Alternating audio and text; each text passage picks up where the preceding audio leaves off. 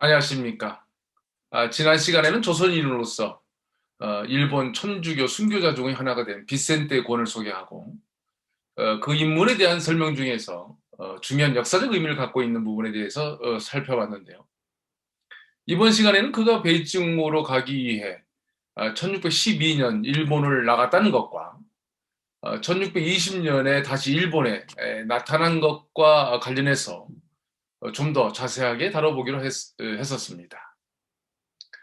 이렇게 기록되지 않은 비센테 권의 8년간의 행적을 추적하기 위해서는 프랑스 출신의 그 니콜라스 트리골트라는 신부에 대해서 먼저 알아봐야 할 것 같습니다. 이 인물은 프랑스 출신의 선교사로 기록되어 있지만 당시의 상황으로 볼 때는 스페인의 그 네덜란드령에 있던 플란데스, 즉 프랑드르에 속한 그 도우아이라는 곳에서 태어났습니다. 그러니까 독일의 지게에서 태어났지만 가족이 이주하면서 지금은 벨기에에 속한 그 엔트호프, 즉 그 안트베르펜에서 살았던 루벤스와 같은 그 프랑드르 출신이라고 봐야 할 것 같습니다. 이 두 사람은 1577년 같은 해에 태어났고요. 특히 루벤스가 예수의 전속 화가로 계약을 맺고 엔트호프에서 그림을 그릴 때 예수의 소속 신부로서 아시아, 특히 중국에서 선교 활동을 하고 있었던 니콜라스 트리골트에 대해 잘 알고 있었을 것으로 보입니다. 로벤스는 니콜라스 트리골트를 대상으로 여러 그림을 남겼는데요. 조선인이 루벤스의 모델이 된 것도 이런 두 사람 간의 인연이 바탕이 되었다고 봐야 할 것 같습니다. 니콜라스 트리골트라는 인물은 1606년에 포르투갈을 출발해서 인도와 중국, 특히 마카오에서 선교 활동을 하게 되었는데요. 그러던 중에 교황청으로부터 성경 7천여 권을 지원받고 선교에 필요한 자금을 모금하기 위해서 유럽으로 다시 가게 됩니다. 마카오에서 1613년 2월에 출발했고요. 인도와 페르시아만 그리고 이집트를 거쳐서 1614년 10월 11일 로마에 도착합니다.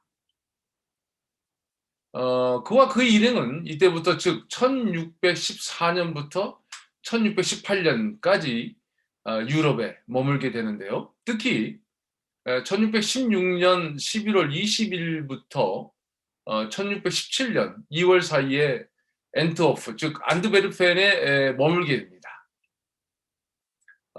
여기서 선교를 위해 모금을 했던 것이죠.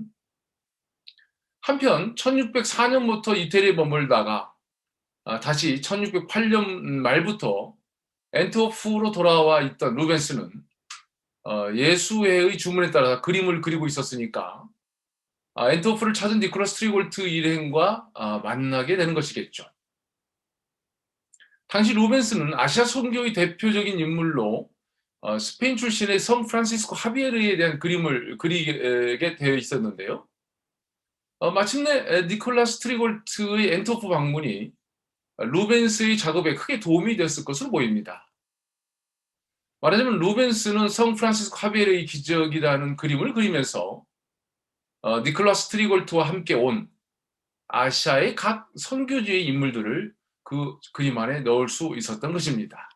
그런데 각 나라 사람을 표현하기 위해서는 어떻게 하는 게 필요했을까요? 네, 그렇습니다. 지역마다 얼굴이 다른 것도 있겠지만 무엇보다도 복식, 즉 옷이 그 사람의 국적이나 지역을 보여주는 대표적인 증표가 될 것입니다. 말하자면 아시아 선교의 대표적인 인물인 샌프란시스코 하비에르의 업적을 그리기 위해서는 그가 선교를 했던 아시아 지역의 사람들을 그려넣는 것이 좋았을 것이고 그것을 복식을 통해 표현했던 것인데 마침 니콜라스 트리골트 신부와 함께 온 사람들은 각 지역의 옷을 입고 있었으니까 아주 좋은 기회였던 것입니다. 여기서 가장 중요한 단서를 지적하게 되는데요. 지난 강의에서 언급했듯이 비센테 권이라는 사람이 조선 천주교의 대표 자격을 부여받았다는 사실을 우리는 기억하고 있습니다. 예수회를 통해서 받은 이런 자격으로 그는 선교를 위해서 베이징으로 갔다가 한반도의 북쪽을 통해서 조선에 들어가려다가 실패했다고 기록되어 있죠. 바로 그가 조선 천주교의 대표라는 점이 비센테 권이 루벤스 앞에 섰던 조선인이라고 생각하게 되는 이유 중에 하나입니다. 한편 비센테 권이라는 사람은 임진왜란 중에 일본에 끌려간 인질이었다고 말했었는데요. 그 후 그가 베이징에서 마카오로 가서 어떻게 니콜라스 트리골트와 합류했을까 하는 의문과 함께 일본에서 오랜 시간을 활동했을 텐데 어떻게 조선 옷을 입고 갔을 수 있을까 하는 의문이 들 수 있습니다. 그런데 중요한 것은 그가 조선 천주교의 대표라는 자격을 가졌기 때문에 유럽에 갈 때, 즉 니콜라스 트리골트와 함께 교황을 안연할 때 조선 성교의 상징으로 조선 옷을 입은 것은 어쩌면 당연하다고 생각이 듭니다. 그 옷이 일본에서 가져갈 수 없었다면 베이징이나 한반도 북부 지역에 접근했을 때 그 의복을 구할 수 있었을 것이라는 생각을 하게 됩니다. 물론 당시 워낙 많은 조선인들이 나가사키 인근에 거주하고 있었기 때문에 그 사람들이 조선 옷을 입고 생활했을 가능성이 높다고 보는 것이죠. 어쨌든 어떤 경로로든 조선 옷을 구입해서 그것을 입고 가는 것은 그렇게 어렵지 않았을 것으로 보입니다. 루벤스가 그린 조선인의 옷이 당시 조선의 복식과 비슷하지만 똑같지 않다는 주장과 함께 그가 명나라 상인이라고 말할 수 있습니다만 그의 출발이 일본이라는 점을 감안한다면 그리고 중국의 마카오를 통해서 유럽에 간 것을 감안한다면 그의 머리 모양이나 옷이 유사할 뿐 정확한 조선의 것이 아니기 때문에 그가 조선인이 아니라고 한다면 그건 지나친 판단이라고 생각되는 것입니다. 중요한 것은 그가 조선 천주교의 대표 자격으로 유럽에 갔다는 점을 감안하면 여러 가지 의문점은 해소되는 것이죠. 루벤스의 조선 사람을 설명하면서 그가 안토니오 꼬레아라는 조선인이라고 주장하는 분들이 있는데요. 그리고 안토니오 꼬레아가 돈을 벌어서 당대 최고의 화가였던 루벤스를 불러서 자신의 전신초상화를 그리라고 했다는 식의 소설도 있는데요. 실제로 루벤스의 행적을 보면 1600년부터 1608년까지 베니스, 즉 베네치아로 갔고 그 기간 중에 1601년 8월에는 1601년 8월에서 1602년 4월 사이에 로마를 방문했고요.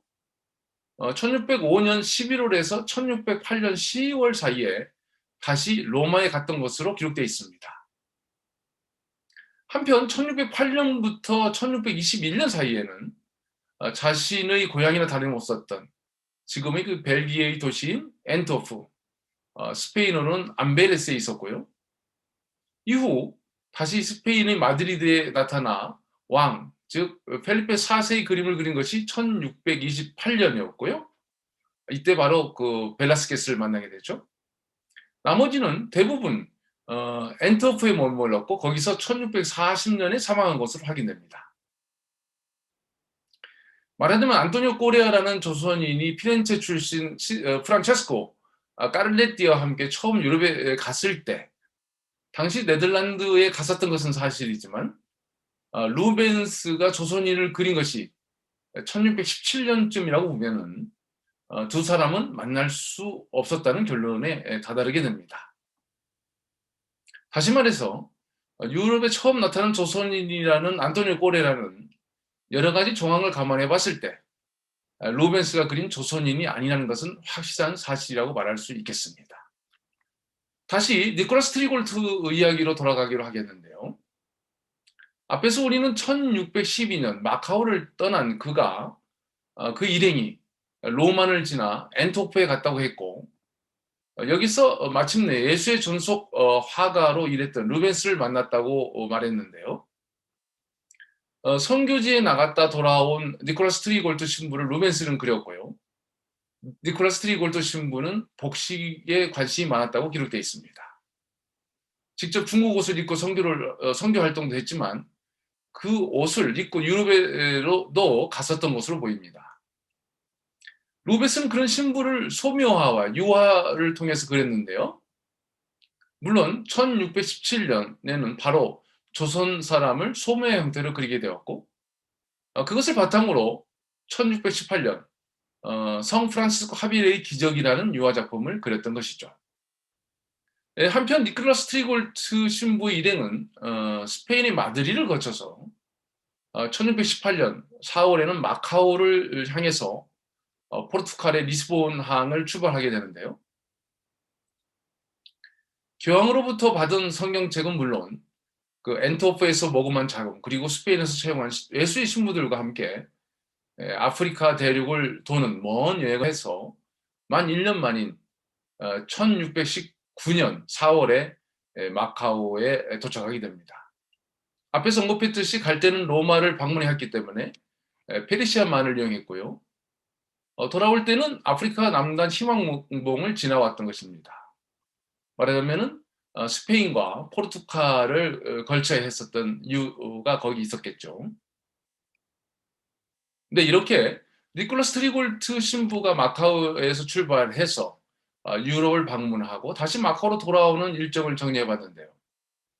이쯤에서 지난 시간에 살펴봤던 비센테 콘에 대한 내용을 다시 정리해 보기로 하겠습니다. 그는 공식 프로필에 1579년생으로 13살의 세례를 받았다고 했고, 이를 기준으로 보면 세례를 받은 연도는 1592년, 93년 또는 94년으로 추정됩니다. 1594년쯤에 인질로 일본에 끌려갔다고 보는데요. 거기서 예수의 공부를 하고 서양 선교사들을 도와서 주로 조선인에 대한 선교 활동을 지원하다가 1612년에는 일본을 나와서 중국의 베이징으로 갔고, 이어서 조선과의 국경 지역으로 갔지만 조선으로 입국하지 못했다고 했습니다. 그리고 이후의 행적이 기록되지 않은 채 1620년에 다시 일본에 나타난 것으로 기록되어 있죠. 여기서 니콜라스 트리골트 신부와 함께 갔던, 그리고 루벤스의 그림에 들어간 조선 옷을 입고 있는 사람의 일정을 다시 한번 정리해보면 다음과 같습니다.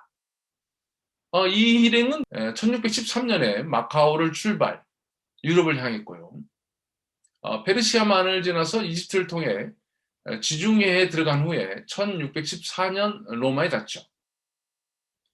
이어서 엔트워프에 갔고 거기서 루벤스의 그림에 들어가게 되었죠. 돌아오는 길에는 스페인 땅을 밟았으며 거기서 포르투갈의 리스본으로 갔고 배를 타고 아프리카 희망봉을 거쳐서 1619년 마카오에 돌아오게 됩니다. 자, 앞에서 언급했듯이 우리는 비센테 곤이라는 사람이 루벤스 앞에 섰던 조선인으로 상정하고 이 강의를 하고 있는데요. 이런 차원에서 비센테 곤의 행적과 니콜라스 트리골트의 행적을 섞어보면 다음과 같이 추론해 볼 수 있을 것 같습니다. 즉 1612년 일본에서 베이징으로 간 비센테 곤은 베이징에서 한반도 북쪽으로 갔다가 조선의 재입국이 이루어지지 않았고, 다시 베이징으로 왔다가 마침 마카오에서 활동하고 있었던 니콜라스 트리골트 신부가 유럽으로 다시 방문한다는 소식을 접했을 것이고, 그 목적인 로마의 교황청을 들러서 성경을 선사받은 것과 그 다음에 동양 선교에 대해서 보고를 하고 다시 프랑드르의 그 엔트워프에 가서 모금을 했고, 그리고 마드리드에서 예수의 선교사들을 모집 리스본을 통해서 마카오로 돌아가는 여행에 동참했다고 볼 수 있을 것 같습니다. 이런 차원에서 1612년 일본에서 사라졌던 그가 유럽으로의 일정을 끝내고 1619년에 마카오에 도착한 후에 이듬해 해인 1620년 나가사키에 나타났고, 강화된 천주교에 대한 박해가 심해지는 상황 속에서 1626년 함께 활동했던 신부들과 함께 화형에 처해져 일본의 천주교 순교자 중의 하나가 되었다는 것으로 내용이 정리될 것 같습니다. 만일 이런 조합이 가능하다면 우리는 다음과 같은 몇 가지 중요한 역사적 사실을 발견할 수 있는데요. 첫 번째로 비센테 곤은 조선 천주교의 대표 자격으로 유럽을 방문했다는 것이죠.